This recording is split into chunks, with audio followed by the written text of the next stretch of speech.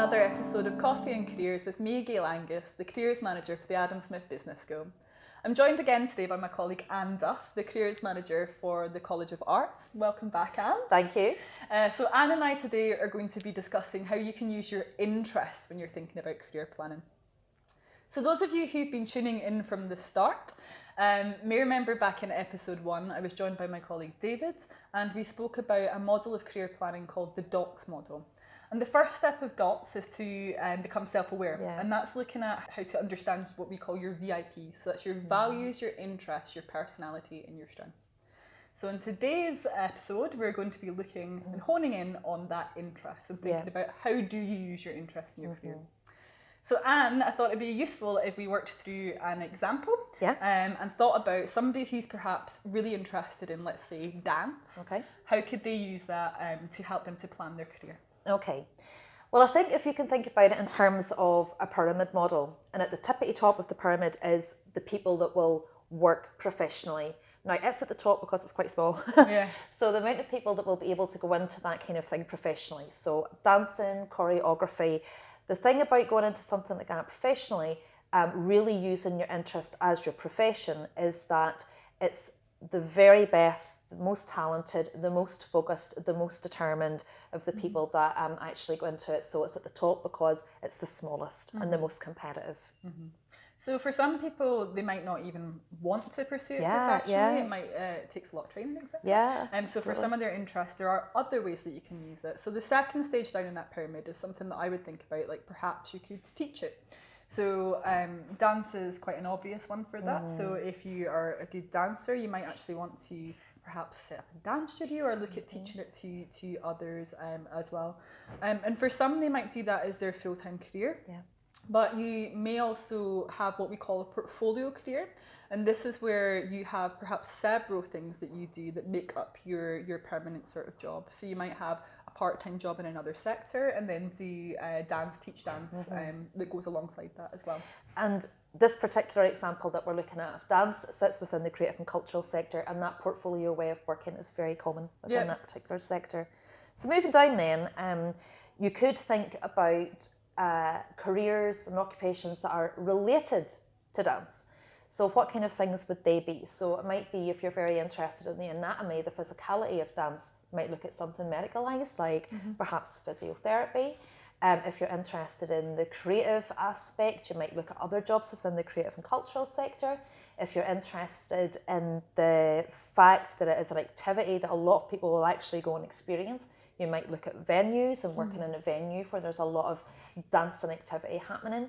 So you would have to look, you would take the particular interest in which you're focused on, in this example dance, and you would look at what we call the job family that sits around it. Fantastic. You could also look at how you fit your interests around your career. So for something like dance, it could be looking at jobs which have a good work-life balance. So if you go and practice in the evenings, for example, you might be looking for something that allows you to have evenings free, so you can actually still continue to dance and to practice dance as well. Or it could be that you're looking for a location. So it might be that your office, you need it to be close to a city centre so that there's lots of dance venues and studios around, so that perhaps you go to the theatre and watch dance after, or you kind of involve that too. So that's another way that you can kind of fit your interest around your career as well. So then we get to the bottom layer of that pyramid, the building blocks, the foundation blocks. You may decide that you're not interested in progressing your interest professionally, but that interest will have given you lots of really strong skills, strength, attributes, competencies. So if we're thinking about something like dance, it would be things like being success-driven, being competitive, being artistic, being creative, being able to work individually, being able to work as part of a team, being able to perform under pressure. There's loads of good stuff there that somebody who has participated in dance as an activity and as an interest can... And there may be one of those skills or strengths that someone's developed that really drives their kind of career decisions. So for example, someone who does dance, it might be the creativity that they really crave when they're doing that. They might do artistic dance, and it might be creativity that they love. So they might want to look at careers where they can use the creativity. So they might look at the creative industries, or they might look at a career like marketing or events planning, where they can actually use their creativity in that career. So they're not necessarily doing dance, but they're harnessing those interests in another way. Absolutely. And any employer will be really interested in that, because the employer doesn't care where you've got the skill from, as long as you're able to demonstrate that you have it. Exactly. So those are 5 key ways that you can use an interest in your career. And that doesn't need to just be dance for those of us who aren't dancers. You can think of any interest that you have, whether that's sports or animals or anything at all that you're actually really interested in. You can kind of work your way through that process of thinking, using it not just directly, but indirectly as well in your career planning going forward. So thanks again for joining me on the couch today, Anne, for Coffee and Careers.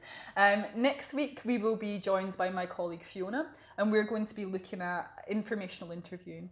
And this is a process where you ask someone all about their career and find out a little bit more about it. So tune in again next week, and if you haven't already, comment below, like and subscribe to our channel.